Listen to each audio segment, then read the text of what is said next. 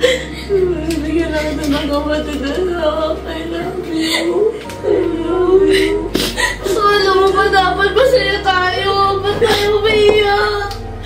Hindi anak, ito na mabibigyan ito ng hindi ka aalisan.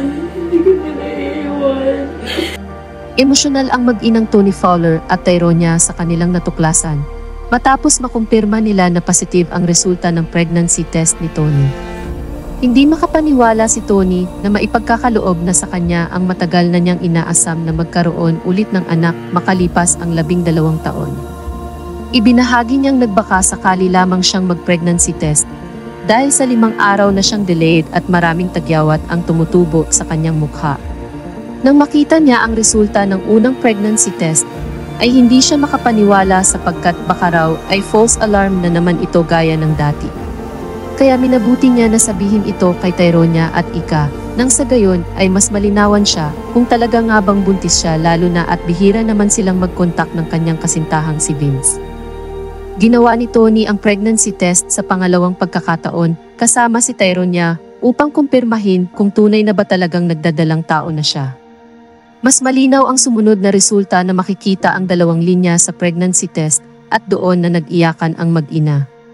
Matagal nang hangad ni Tyronia na magkaroon ng kapatid, kaya maging ito ay hindi makapaniwala na matutupad na ang kanyang hiling.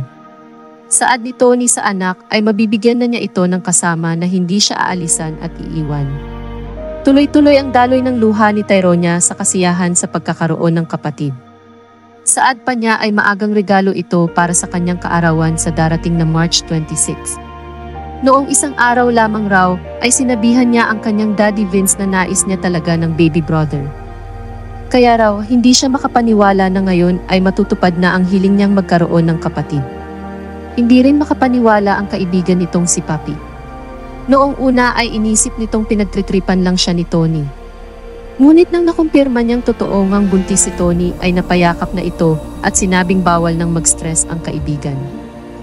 Ikinatuwa rin ito ng iba pang miyembro ng Toro family. Inakala rin ni Mama Marie na prank lamang ito ng kanyang kapatid.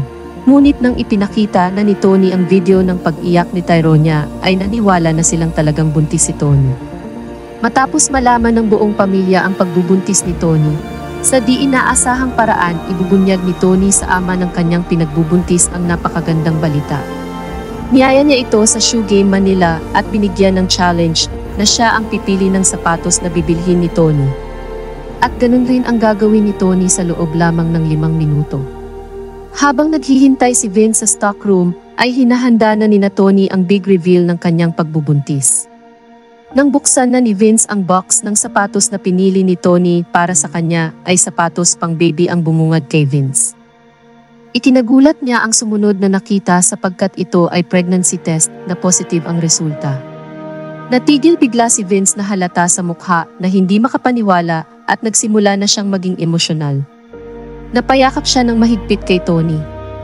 Ani Vince ay sobra siyang speechless na matapos ang ilang ulit nilang sinubukang makabuo. Ilang beses na pag-uusap, away at pressure na magkaroon ng anak ay sobrang saya niya na sa wakas na biyayaan na sila.